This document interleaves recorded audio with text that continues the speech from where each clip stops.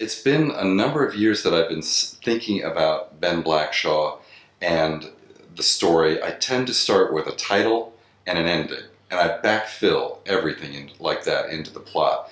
But growing up on the Eastern Shore, going to the Chesapeake Bay Maritime Museum, visiting Tangier by plane, visiting Smith Island by boat, I am so steeped in the place. I said, how could I not write something about such a beautiful yet relatively unknown area with unique characters who are cussed, ornery, God-fearing. They have, this piratical history, and I figured it would be kind of interesting to take these good people of Smith Island and demand that in order for them to survive, they had to connect with their inner chainsaw in order to repel these government invaders who have come and drive them back into the bay. At first I wrote one book and I said, let me see how it flies. Let me see if people would like to see another one after this first one, and they did. So I said, great, this is good. I found a niche, but definitely you have to know the guy backwards, forwards, inside and out. So you begin doing those military studies. You pay attention to the conflicts where DevBrew or SEAL teams would have been deployed. And you learn as much as you can about that. Then I dived into the individual nature of this particular man. I was fortunate enough to meet the Ward brothers while they were still alive. And Blackshaw's original last name was Wardham, in honor of that. So he is himself an artist. He is a carver, as you know, but that's inspired, again, from this area, from these brothers who were doing, 2-bit haircuts and then carving these incredible decoys and painting them. Yeah. And that's what I wanted to instill with Ben Blackshaw. So he is the artist warrior in many respects. And he has retired out of the service in order to live the quiet life that his people would ordinarily live. But the trouble keeps coming to find him. He's not like the Equalizer where he puts in a classified in the paper and offers to help people. People in need seem to find him. He is what is called in psychological circles, he's a moral enforcer. When he sees somebody who's being treated badly, he must act to right the wrong.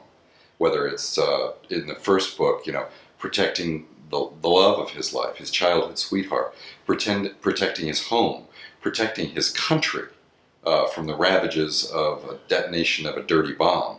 All of these things come into play, and he sets himself in motion. He sort of self-deploys in order to get out there and take care of the character Maynard Chalk, who's this psychotic rogue NSA agent who is off his medications, and he brings these bloodthirsty jackals down on these good people of Smith Island.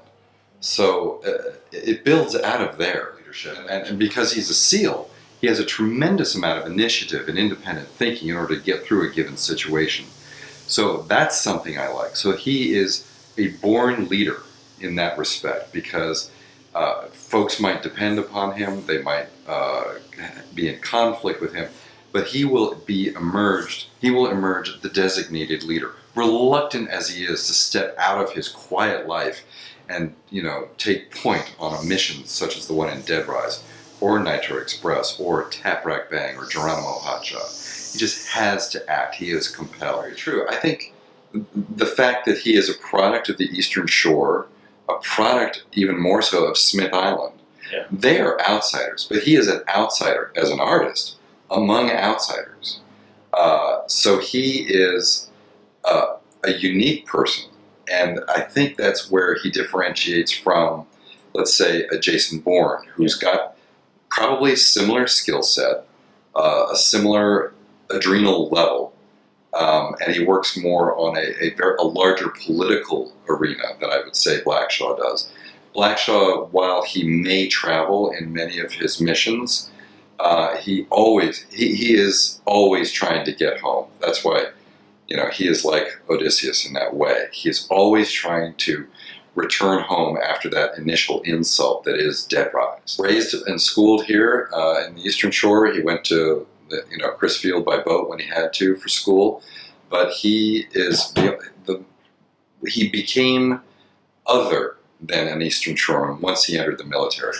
He was looking for the father that abandoned him 15 years before, who he knew started his journey away from Smith Island through the military. And so he went down that same rabbit hole in order to try and find, if not his father, that of his father within him. The first book took a while, and I was taking my time feeling my way through with it. But the last 3 books, I've made a point. I do 5 days a week, 5 pages per day, double spaced. It's 25 pages a week. There are times when things crop up. I may have to do more in advance or more to catch up. But it's a 5-day-a-week desk job. And I will do that for about 4 months or so, 4.5 months, and I will have a rough draft. Then I edit it, I hand it off to my editor. I work with Dick Merrick, who worked with Robert Ludlum on the Bourne series. Oh. Great guy. He's really put his hand on the Blackshaw series, which makes me feel very confident that it's going to be well received. To have had his input on this is just wonderful.